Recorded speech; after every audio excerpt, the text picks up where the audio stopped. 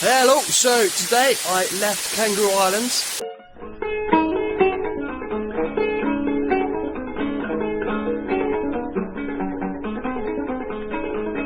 Going to build me a log cabin on a mountain so high, so high. I'm 2 days into riding away from the Yumber farm. I stayed at a campsite on Kangaroo Island last night. Got a ferry over midday today, about 30 kilometres on the mainland here. It's rained most of the day. It's a little bit of rain at the moment, but it's just quite quiet. What's it like, this waterfall thing? It's quite nice. So it's been really good on the Yumber farm. The work was just pretty much constructing like these plastic tanks for the baby abalones to go in. And yes, you know, loads of cool animals there, like koalas with babies. So guano, it's really cool. Badass animal that. Like, looks like it's wearing baggy trackies for its legs and then it runs and it's really quick. So that's cool. Did see a snake as well. Loads of kangaroos, possums. So I've just come through Victor Harbour, which is the first kind of big town that I've been to in a long time now. It's actually got a big supermarket at Woolworths. So yeah, in probably a couple of months since Adelaide. But it's funny, it's a public holiday today, so there's lots of people on holiday here in town. There's like a little carnival with Ferris wheel and everything. So everyone's coming from the cities down here for you know, some country, and I'm getting here and it's like, wow, civilization again. But yeah, really nice. I'm going to stay in a hostel tonight in Port Elliot. It was nice, just a 50-kilometre day, and gives you a chance to stock up on some electricity. Hey, so I'm back to going adjacent to the sea now. We're just kind of like a lake in between, but the lake smells completely rotten. Really disgusting smell. Still got the headwind, supposed to have that. I'll pass a sign saying about 10 kilometres back, saying 145 kilometres to the next servo, so there's really nothing for a long period of time. I'm going to have a headwind of between 20 and 30, or maybe 15 and 30, you know, at night. Kilometres an hour of headwind the whole way, which is just not very nice. And last night I managed to find a spot that was away from the wind, but so many mosquitoes. I've never seen so many mosquitoes in my life. They're going in my eyes, in my mouth. I have bites on my face, on my legs. I've got a decision of whether to continue down the coast or cut inland to go to the Grampians soon.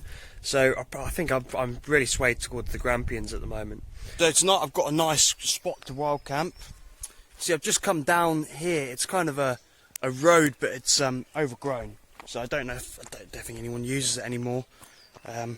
And I'm going to camp just here. There's a spot there. It's a bit stony, but it's okay. I had a shower in the local town.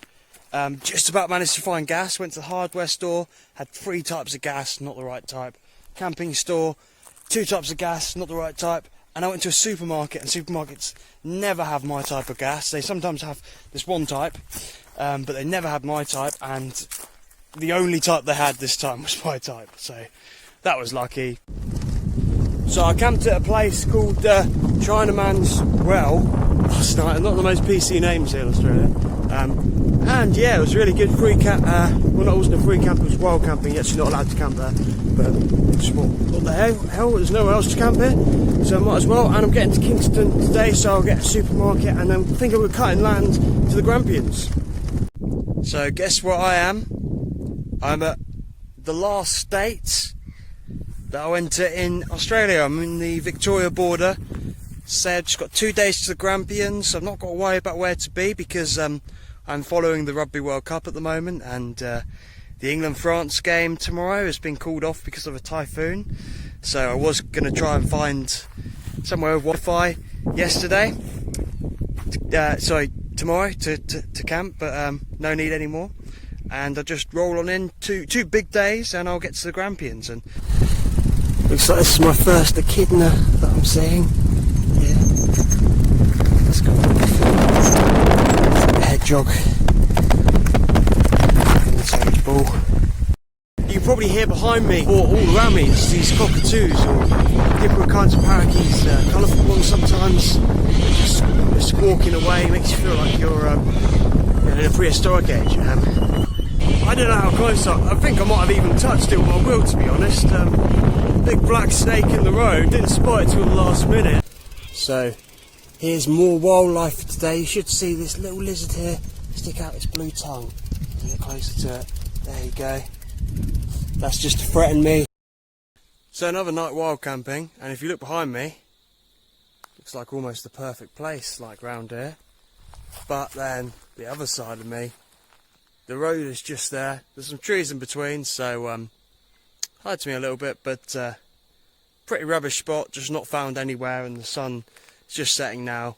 Could keep on going, but it doesn't look like there's going to be any change. So all farms and privately owned land, so I'll just camp here. Not really a problem. Wake up early in the morning, leave. So I've just got to the Grampians now, and I've booked 2 nights into the hostel, so I've got a rest day here. I'm just walking into Hall's Gap to do a hike. It's supposed to be quite easy, to be honest. I think it would take me a few hours maybe to do the loop that I'm planning.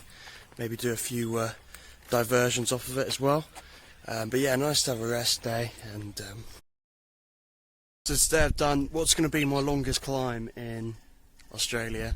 On this tour anyway.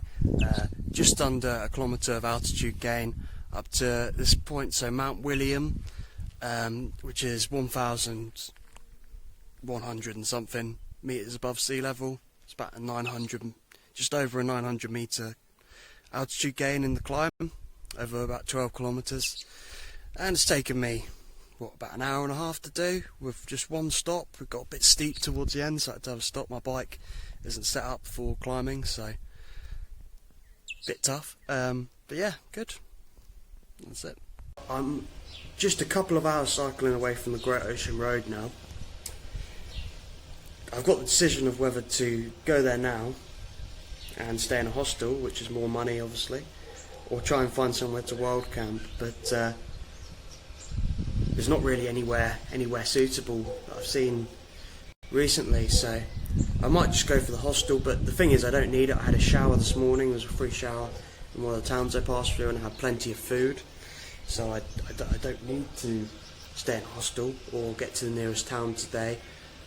And it's going to cost me more money if I do, but then it costs me more I have a bit less distance to do tomorrow, and it's supposed to rain all day tomorrow. Actually only rained a little bit today, even though it's supposed to rain all day, so it's good. But yeah, it might be nice since there's lots of stuff to see tomorrow and it's raining, so it might be nice to have a short day tomorrow. But yeah, it's just a shame that sometimes just where things are doesn't quite match up with what you need. So today I'm starting the Great Ocean Road. It's really rainy outside, but should be right. I've just made all the food that I need for today, so I don't have to cook anything in the day. And about 80 kilometres down the road there's a hostel. Lots of stuff to see in between. First day on the Great Ocean Road, loads of lovely stops and viewpoints to it. To be honest, I mean, it's not quite what I'm used to. There's no real adventure here. It's really just getting to a viewpoint with a load of other people. And I mean, maybe there's points where you can have little adventures. Also, I'm only, maybe a third of my way into it. But I'll probably stay at a hostel again tonight. It's supposed to rain all day today, but I've been really lucky with the weather. And finally I have a tailwind, so it's give me a little bit of distance, and where I am at the moment is really lovely, and there's actually no one here because it's about a kilometre to walk away. I've actually just brought the bike with me though, and as you can see behind me, that is the view I've got.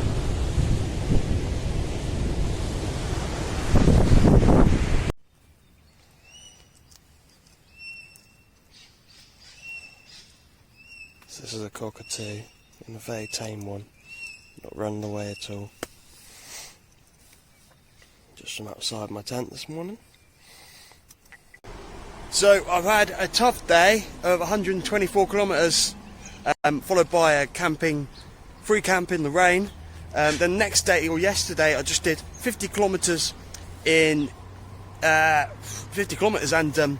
had mechanical problems with the bike, really major ones. It's a thing called chain suck, where the chain kind of gets stuck on the crank and comes up, and it can You know, you think that can like break the chain, bend the chain, bend the teeth on the crankset, rip off the derailleur, and if it breaks the derailleur hanger, that's something you can't pick up at a bike shop because it's specific to the bike, so you'd have to get it ordered out. Now I'm basically 130 kilometres away from Melbourne, so I'm going to try and do that today. So I'm like 1 day away from Melbourne, and I've given my bike a good clean to get rid of that chain stack, bent a few things with a pair of pliers, and filed a few bits of metal down that will maybe hook in the chain. So the plan is today, as I say, if the bike lasts, which I'm just crossing my fingers, nothing's going to go badly wrong on the last day, I'd be so devastated, is to do these 130 kilometres. I've got a nice early start, about 8 o'clock, and I'm going to go to Queenscliff and get a ferry across to Mornington Peninsula, because between, you know, I'm in a place called Torquay at the moment, and the easier way would be to go via Geelong, or the shorter way, but you have to go on basically a motorway, and although the maps take you that way, and I think you can go on there by bike, all the forums advise against it, and so instead I'm going to take a slightly longer way and get a ferry across to the Mornington Peninsula, which is supposed to be a beautiful place to visit as well, so I've got that as well. Adds about 30-40 kilometres to my trip, but I'm still going to try and do that in a day, and just crossing the fingers that the bike lasts, to be honest. So I'm at the ferry port. It's just past 10 o'clock. I'm going to get the 11 o'clock ferry, so it gives me, 40 minutes now just to make lunch, which I can either eat now or bring with me on the ferry. I'm just going to make a big thing of noodles, and I might just leave half of it for the rest of the day maybe. Everything's right on track at the moment. So this is a classic Australian thing. You get to a road like this, it's got a cycle path for maybe 10-20 kilometres, and then it just ends and you're stuck on this kind of road. This is a number of cities in Australia have got this, so something to watch out for. Hopefully it's got another cycle path coming up according to our map, but like there's no way, there's nothing I can do now. I'm just on this road, which is really dangerous because the cycle path led me here. So right now I'm basically in the Melbourne suburbs. I'm only 27 kilometres away from the hostel I'm going to stay at. I've just stopped for some lunch, just my noodles from earlier. Since I got off the ferry, I've done 66 kilometres in 2 hours and 3/4, which is just way faster than I ever go. I've had so much, I've got so many kilometres in my legs, so I'm nice and fit. Yesterday I didn't do too many Ks, and I'm just full up with adrenaline. I'm in Melbourne, I'm finished my bike tour. I thought I'd just give you an overall rundown of the stats. So my total distance in the end was 5,283 kilometres, and that averaged at 91 kilometres a day. My total expenditure on food was £571, and that averages at £9 a day. And that was eating about 2 to 3 meals out a week, eating relatively healthily, but still going for the cheapest option most of the time. My total expenditure on accommodation was £230, which averages at £3.50 a day. That was helped a lot by all the free camps that Australia has, which can easily be found on Campermate or Wikicamps, and World Camping, and it was brought up by the expenditure of staying in hostels. Other expenses, which include things like ferries, so to Kangaroo Island, I got a ferry. From Queenscliff to Mornington Peninsula, I got a ferry, and then a few bike bits.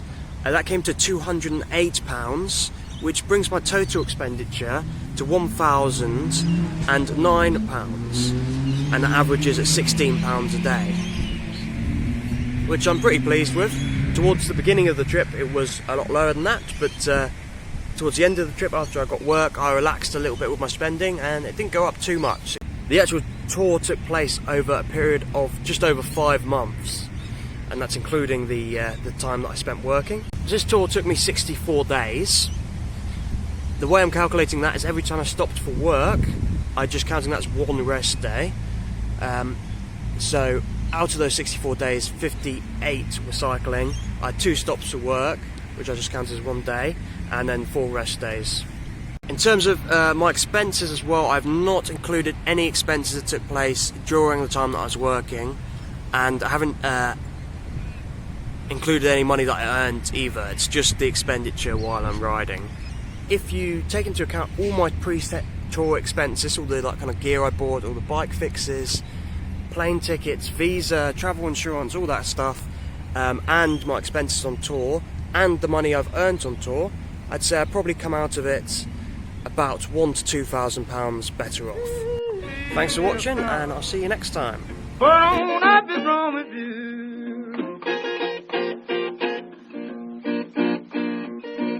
have a little new cave, and your milk is turning blue. And your calf is hungry, I believe you.